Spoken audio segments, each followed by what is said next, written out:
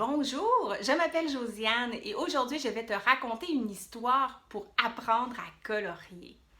Le savais-tu? Colorier, c'est pas la même chose que dessiner. Pour dessiner, tu fais ce que tu veux, c'est ta créativité.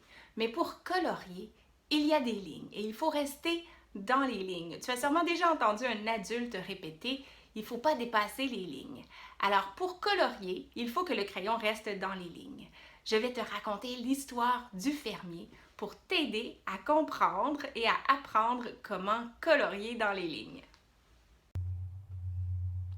Il était une fois un fermier qui était bien occupé. Sur sa ferme, il y avait beaucoup d'animaux et il voulait les protéger. Car non loin de là se trouvaient des crocodiles affamés. Un jour, le fermier a eu un bébé et il s'est dit « Enfin, quelqu'un pour m'aider !» Mais bébé n'était pas intéressé.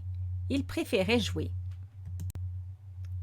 Vers 2 ans, il était plus motivé. Mais malheureusement, il n'avait pas encore les capacités de retenir les animaux et de les empêcher d'aller se promener. À 4 ans, il voulait participer et il a eu une bonne idée, une clôture. « Papa, peux-tu l'installer? » Mais la clôture était trop petite et les animaux n'ont pas pu résister de la dépasser. Au fil des années, il s'est impliqué. Une clôture plus haute, il a fabriqué et il a même eu la bonne idée de dire aux animaux « Voici la clôture, interdit de dépasser. Dans votre enclos, vous devez rester si vous ne voulez pas vous faire manger. De la règle, il ne faut pas dévier. Je suis là pour vous surveiller. J'aide mon papa et je suis fière de moi. » Il était une fois un fermier qui était bien occupé. Sur sa ferme, il y avait beaucoup d'animaux et il voulait les protéger.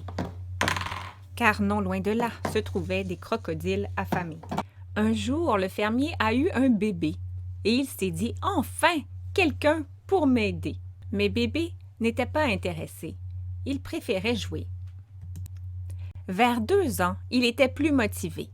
Mais malheureusement, il n'avait pas encore les capacités de retenir les animaux et de les empêcher d'aller se promener. À 4 ans, il voulait participer et il a eu une bonne idée, une clôture. « Papa, peux-tu l'installer? » Mais la clôture était trop petite et les animaux n'ont pas pu résister de la dépasser. Au fil des années, il s'est impliqué. Une clôture plus haute, il a fabriqué et il a même eu la bonne idée de dire aux animaux « Voici la clôture, interdit de dépasser. Dans votre enclos, vous devez rester si vous ne voulez pas vous faire manger. De la règle, il ne faut pas dévier. Je suis là pour vous surveiller. J'aide mon papa et je suis fière de moi. » Voilà, j'espère que tu as bien écouté mon histoire, surtout que tu l'as aimée. Maintenant, il te reste à t'exercer parce que même si tu es bien décidé à colorier dans les lignes, il va te falloir pratiquer. Et n'oublie pas, tu peux toujours demander à un adulte de t'aider. Bonne journée!